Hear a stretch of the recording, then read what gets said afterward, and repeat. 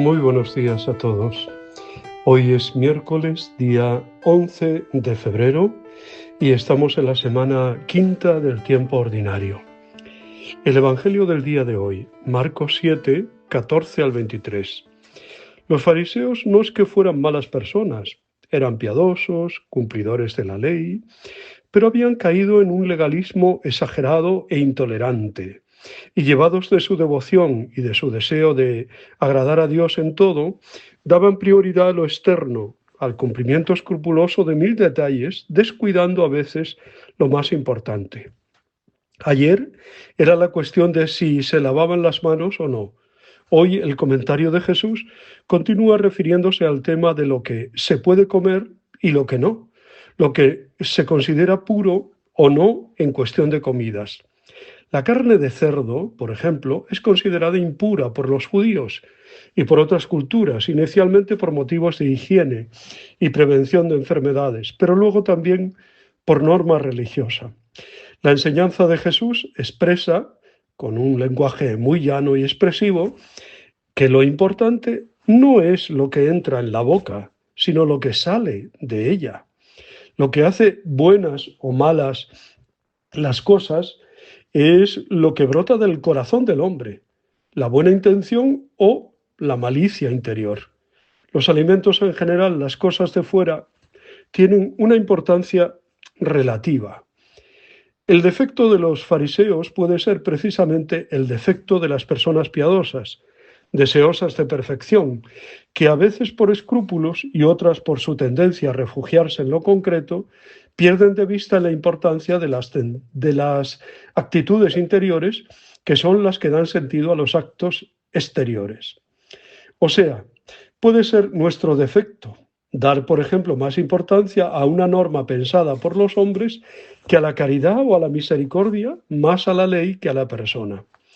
Esta tensión estaba muy viva cuando Marcos escribía su Evangelio. En la comunidad apostólica se discutía fuertemente sobre la apertura de la Iglesia a los paganos y la conveniencia o no de que todos tuvieran que cumplir los más mínimos preceptos de la ley de Moisés. Recordamos las posturas de Pablo y Santiago y finalmente del Concilio de Jerusalén, así como la visión del lienzo con animales puros e impuros y la invitación a Pedro para que comiera de ellos. Ha sido un tema que se ha mantenido a lo largo de la vida de la Iglesia. No se podría interpretar en una historia no demasiado remota que dábamos más importancia a la lengua en que se celebra la liturgia que a la misma liturgia. El ayuno eucarístico desde la medianoche casi más que a la misma comunión del cuerpo de Cristo. La hipocresía, la autosuficiencia, el excesivo legalismo son precisamente los peligros de los buenos. Lo que cuenta es el corazón. Leamos despacio la lista de las 13 cosas que Jesús dice que pueden brotar de un corazón maleado: malos propósitos, fornicaciones, robos, homicidios, adulterios, codicias, injusticias, fraude, desenfreno, envidia, difamación, orgullo, frivolidad. ¿Cuáles de ellas brotan alguna vez en nuestro interior? Pues eso tiene mucha más trascendencia que lo que comemos y dejamos de comer.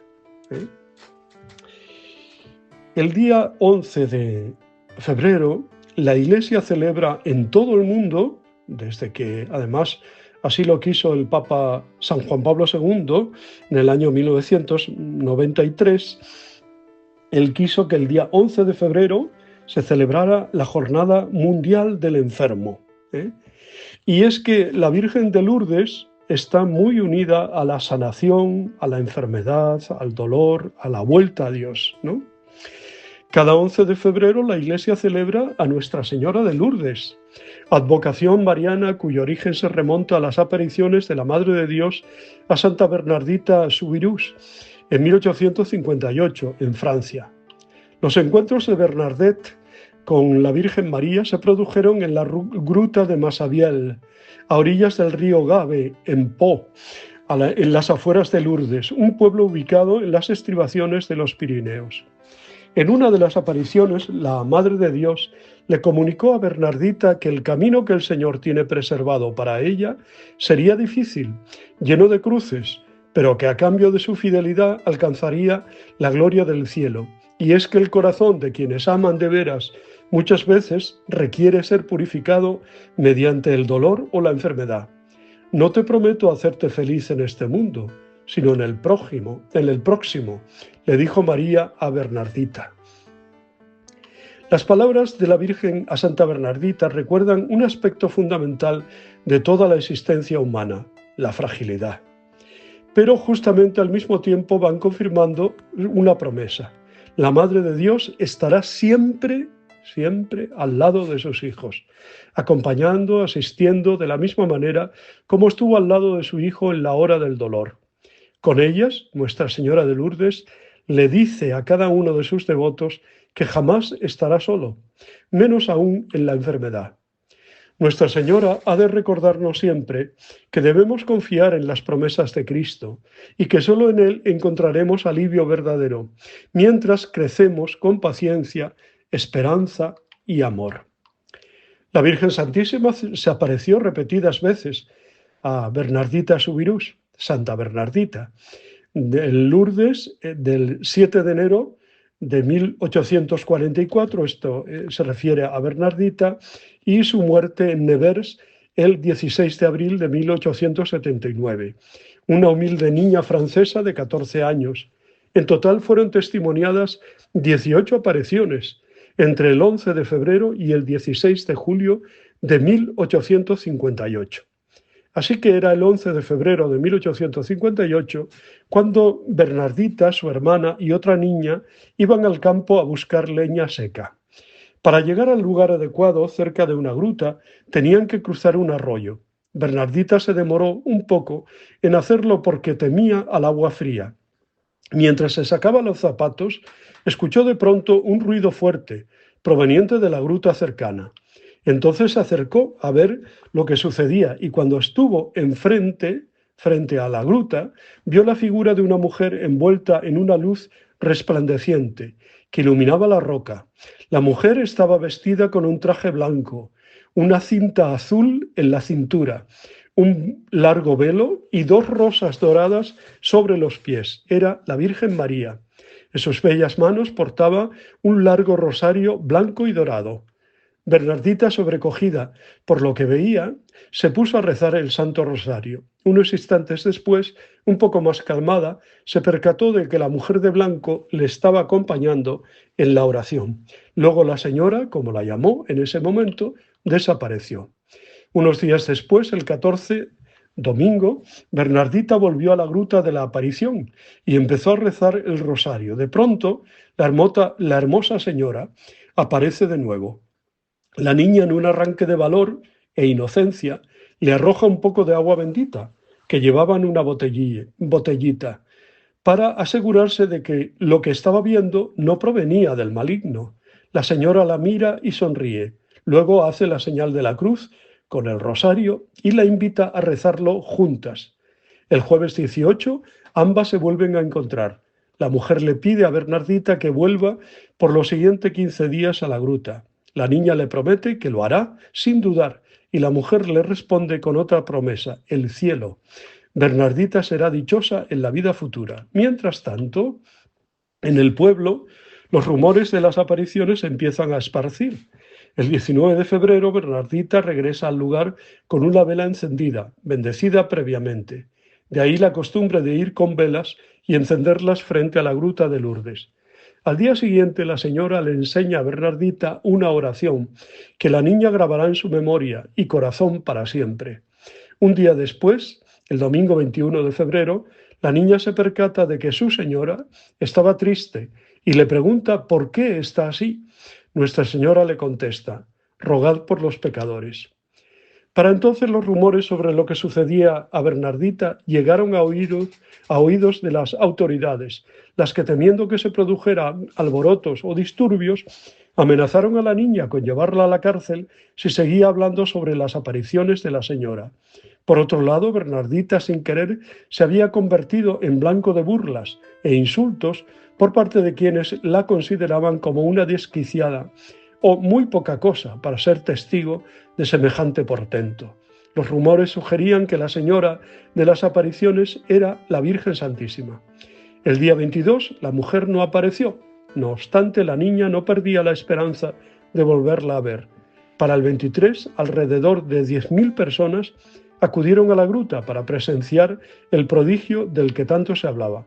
La mujer se apareció de nuevo a Bernardita y le pidió que comunicara a las autoridades eclesiásticas su deseo de que se eleve un santuario en ese lugar, a donde los peregrinos y penitentes pudiesen acudir a rezar y a buscar el perdón de Dios. Bernardita le confía esto a un sacerdote amigo, quien le pide que pregunte a la señora cuál era su nombre y que dé un signo que confirme quién era.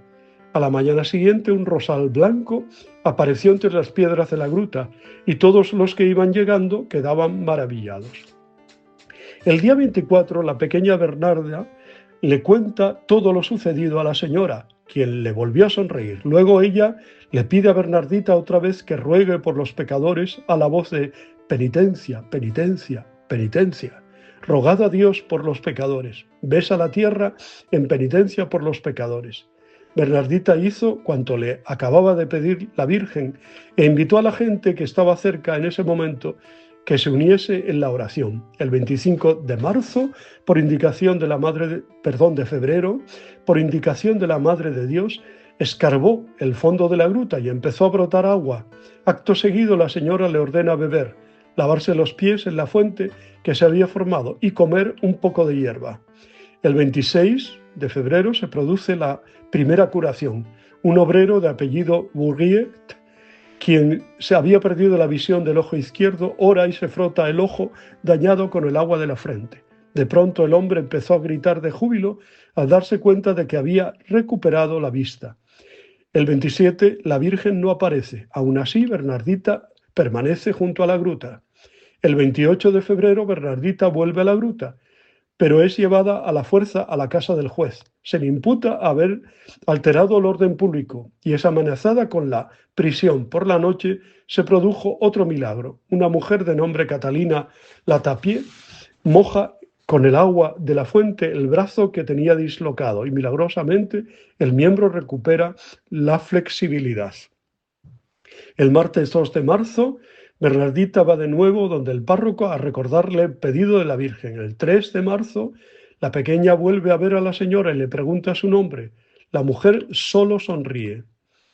El 4 de marzo, al finalizar los 15 días, la señora se presenta de nuevo. Poco después de 2 semanas, el 25 de marzo, la mujer vestida de blanco volvió a aparecerse a Bernardita. Entonces, frente a la niña, levantó los ojos al cielo, juntó las manos en actitud orante y dijo: «Soy la Inmaculada Concepción». Era la primera vez que la señora hablaba de sí misma de esta manera. En cuanto pudo, Bernardita le contó lo sucedido al párroco, quien quedó conmocionado ante tamaña revelación. 4 años antes se había proclamado el dogma de la Inmaculada Concepción, 1854, y con toda seguridad nadie entre la gente se había enterado. Meses más tarde, el 16 de julio, se produjo la última aparición. Bernardita sintió que la Madre de Dios, la Inmaculada Concepción, la llamaba y acudió a su encuentro. Al llegar a la gruta vio que había sido colocada una valla alrededor y que no podía pasar. Un segundo después, estando todavía frente a la gruta, pudo ver a la Madre de Dios. Me pareció que estaba delante de la gruta, a la misma distancia que otras veces.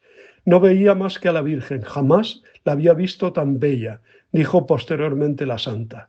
Esa fue la última vez que madre e hija se encontraron en este lugar. Bueno, sería muy largo describir todo lo que supone Lourdes y sobre todo, pues todo lo que supone también la relación de la enfermedad a los enfermos. ¿Cuántas personas hemos acudido a Lourdes? Nos hemos postrado delante de la Virgen y hemos vivido esa sanación interior que supone el perdón de los pecados, confesando nuestros pecados y participando de la Eucaristía. Ese es el milagro de Lourdes, el verdadero milagro, ¿eh? No hemos de ir buscando otras cosas, sino realmente un verdadero encuentro con Cristo. Bendita sea la Madre de Dios, la Virgen de Lourdes. Felicidades a todas las que celebran su santo en este día y felicidades también a todos los enfermos. Por ellos oramos y los presentamos a la Virgen Santísima. Os deseo muy buen día, os abrazo y os bendigo en el nombre del Padre, del Hijo y del Espíritu Santo. Os quiero.